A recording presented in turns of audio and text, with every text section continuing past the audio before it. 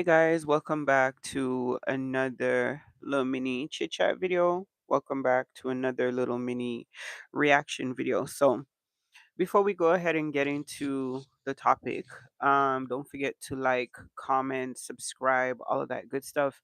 Shout out to all of our Purple Heart Gang members. Thank you guys for all of your support in advance. For those of you who didn't get a chance to make the live, it was pretty short notice. I literally just wrapped up one live and then got into this one. So, not a lot of notice, but thank you guys. It will re upload on YouTube. So, thank you in advance for your support. You guys have been amazing.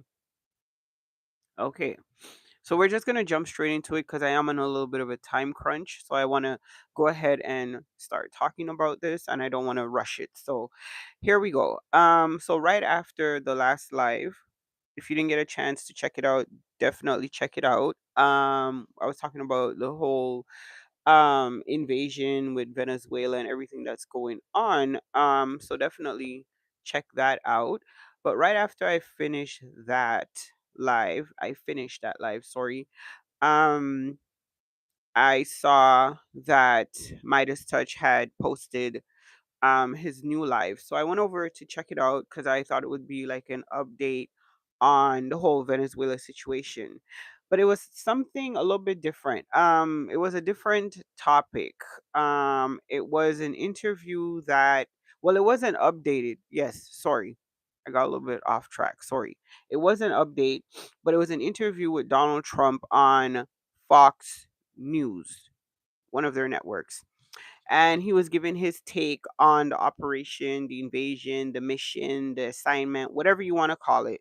He was given his take on it, and he was talking about how, it was like watching a movie, and he talked about, Delta Force and how, they couldn't wait to get in there. You could barely hold them back. It was like, it was so powerful, and he just went on and on about that, and then he talked about the fact that, you know, um, nobody could stop them, but they were ready for like second wave. I'm assuming that means like full on ground invasion. They were prepared. They were ready to get in there and get it done. Basically, he was saying, yeah, they were prepared for a second wave. Just in case there was any resistance, they were ready to go in there. So it would have been like a full on invasion mode. So that's what he was saying, and he was talking about, really zeroing in on the fact that he got to watch it on TV, and it was like watching a movie, and it was like you would think he was talking about your next great like war movie, like, just in this whole cinematic fashion. He did talk about the fact that there was no loss of American lives. Couple, people got hurt, but he thinks they're gonna be okay. And a helicopter was damaged, but they recovered it and stuff like that. Then he really went into the meat of it, which is the oil, of course. Talking about they're gonna be heavily involved in the Venezuelan oil industry moving forward because America has like the best oil companies, and the fact that they went in there and removed Maduro, and now they wouldn't be able to sit back and let some other country, China or Russia, obviously move in and basically claim the spoils, basically. He talked about the fact that America had oil now, and about the fact that this and that and the third. So, it's kind of all out there, was always out there. This was always about the oil, right? This was always about the oil. So, more on that will come forward as the days go by. The main part that got my attention was when it got to the Mexico Canada part. So basically, he said about Shine Bomb. I don't know if I want to say her name incorrectly, but the Mexican president basically said that, the cartels are running Mexico and something will have to be done because about the 300,000 people with the drugs and all that stuff, and that he's offered her in the past, to come in, and if she wanted him to come in and take out the cartel, and she's always said, no, no, no, Mr. President, please don't do it. But he's like, something will have to be done because about the drug flow coming across the Mexican border. So Mexico could be next on the invasion list. Okay. Then he said, also, And also lots coming in by from Canada, by the way. We've already addressed this. Our government has addressed it. There is no fentanyl crisis at the border between Canada and the United States. So that's already been debunked in our media. We already knew this. This had been discussed. But it's a favorite, it's a favorite line, which is what I talked about in my last video. So again, definitely check it out if you did not get a chance to. I said that there would be justifications to invade Canada. So they're already starting to ramp up that rhetoric, okay? We're also participating in the drug flow according to, Mr. Trump. We're contributing to that massive drug flow into the United States, all that fentanyl and all of that. But he didn't say something will have to be done about Canada. He stopped short of that.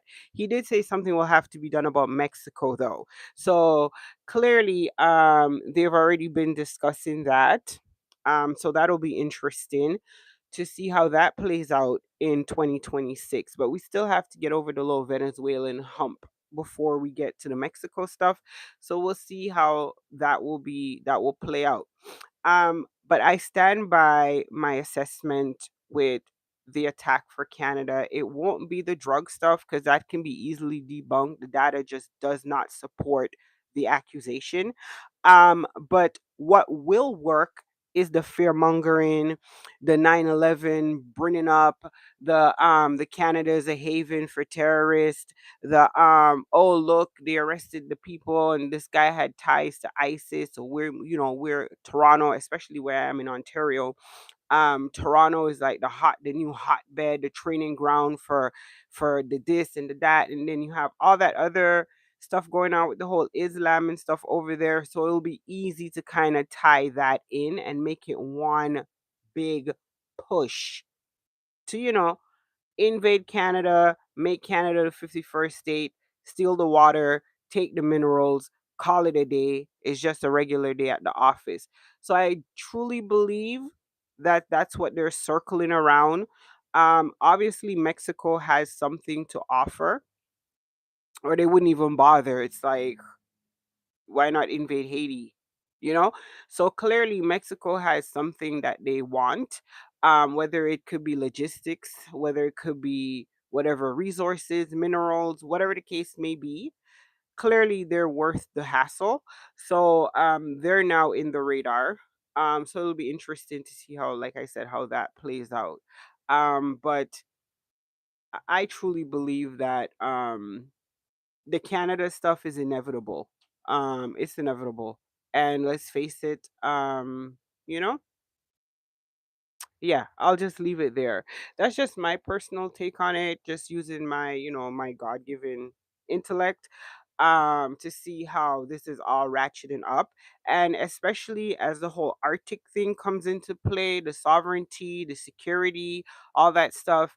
I don't know if anybody is Canadian that's watching, if you guys have been keeping up with this stuff. They've been, building up the Canadian military over the last couple months, beefing it up, adding all these new planes and all this stuff going on, all these contracts coming into play, military stuff, a lot happening on that front. So yeah, I kind of knew it was leading somewhere. Um, Countries don't just automatically start ramping up their military for no reason, clearly. And a lot of smart people are still left in the world, so I'm pretty sure a lot of people saw this coming. So yeah, it's interesting to see how 2026 is gonna play out on the whole North American Mexico whole, situation. How that's gonna play out. So anyway, I just kind of wanted to talk about that. Just because I kind of talked about it a little bit in my previous video, and it's like it wasn't surprising to see that come to light so quickly. It's kind of like the cards are on the table type of thing. But let me know what you guys think down below. Do you guys feel like this is ratcheted up to threat of invasion?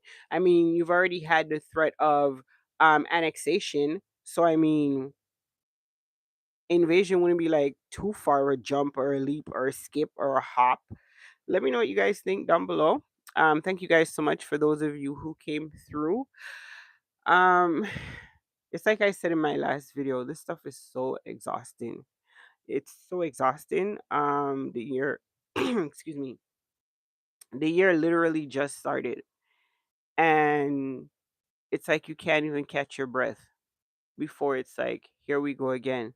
But this time there's just a little bit of a difference in the energy this time. This time it feels more purposeful. This time it feels more like I said in my last video, it feels almost like we've tested the waters globally. And there's an American Democrat that made a statement to it. I'll leave the link for Midas Touch down below, so you guys can go over to the channel and check out all this content and information for yourselves, and make your own educated guesses and decisions and all of that. But there was a comment made, and I think it's so like poignant to what's happening. The gentleman said, like, what's to stop Russia from capturing Ukraine's prime minister if they deem him to be, as the United States deems Maduro to be, fair game, right? What's to stop he mentioned another country. Oh, he mentioned China from invading Taiwan. Like, what's to stop them from doing it? I mean, if you can do it, we can do it. What's good for the goose is good for the gander type of thing, right? It's like the funniest thing is I'm going to talk about this in another video, so you guys definitely stay tuned. We're going to talk about it later on, either today or tomorrow. But there are ramifications for this type of stuff, right? Every action has a reaction, and you have to stop and think sometimes, right? Just, forget about the whole soldier in me type of thing. Let's bring logics into it, right? What's really to stop anybody from doing what they want? If you're supposed to be the leader in this whole democracy thing and respect for law and respect for sovereignty and all this other stuff, but you decide that you're going to do things your way, what's to stop other countries from doing the same and justifying it based on your actions? Like, you really have to. Politics is a really, really tricky situation. You really have to know what you're doing. You really have to be experienced in this type of stuff, or you can start catastrophes you cannot unstop, right? Once you take the genie out the bottle, it's over with. So I will talk about this again later on, but I just want to kind of refocus on the whole reason I did this particular video. um, so yeah, like I said, thank you guys so much for those of you who came through. Let me know what you guys think about this whole crazy situation down below, and we'll catch up with you guys in another video. Stay up and stay blessed. And yeah, deuces.